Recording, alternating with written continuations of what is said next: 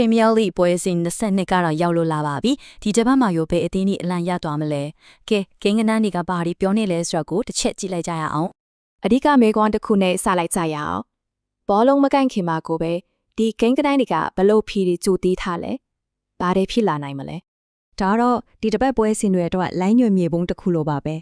ဒီကိန်းကနန်းတွေထဲမှာပုံနေတဲ့စိတ်ဝင်စားစရာဇာတ်လမ်းတွေကိုတစ်ခုချင်းစီထုတ်ကြည့်ကြပါမယ်ပထမဆုံးအနေနဲ့ရလက်ကတော်တော်လေးတေချာတဲ့လောက်ဖြစ်နေတယ်လို့ကိန်းကနန်းတွေကညွှန်ပြနေတဲ့ပွဲတွေကိုအရင်ကြည့်လိုက်ကြရအောင်အသင်းကတော့တော်တော်လေးကိုထင်းနေတယ်အိမ်ကွင်းမှာနိုင်မှုရခိုင်နှုန်းက88ရာခိုင်နှုန်းတောင်ရှိပါတယ်အဲ့ဒီအသင်းကတော့လီဗာပူးပါပဲဘာနီနဲ့ပွဲမှာသူတို့နိုင်မှုအပြတ်သက်ရေပန်းစားနေတာပါ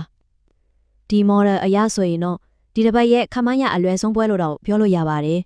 ဒါပေမဲ့သူတို့တတင်းသေးပဲတော့မဟုတ်ဘူးပေါ့ဗျာဒီမှာကြည့်လိုက်ရင်အာဆင်နယ်နဲ့အက်စတန်ဗီလာတို့ကလည်းအိမ်ကွင်းမှာနိုင်ပွဲရဖို့အခွင့်အရေးအတော်လေးများနေတာကိုတွေ့ရပါလိမ့်မယ်ဟုတ်ပြီအခု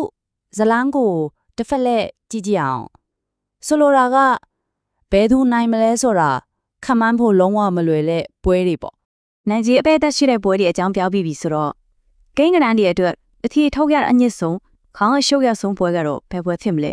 ဒီမှာကြည့်ရင်ကွာခြားချက်ကရှင်းရှင်းလင်းလင်းပဲလီဗာပူးနဲ့ဘော်လီပွဲမှာနိုင်ချီကွာချက်က80%တော်တော်ကြီးကိုပြတ်သားနေတာဒါပေမဲ့လစ်နဲ့ဖူလန်ပွဲမှာတော့ကြည့်ပါဦးနိုင်ချီကွာချက်က8%ပဲရှိတယ်တကယ်ကိုအကျိတ်နေပဲ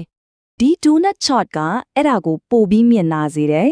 leads နိုင်မလားတရေကြော့မလား Fulham နိုင်တော့မလားရလက်သုံးမျိုးစလုံးကဖြစ်နိုင်ကြတွေကတော်တော်လေးကိုကက်နေတာဗျာ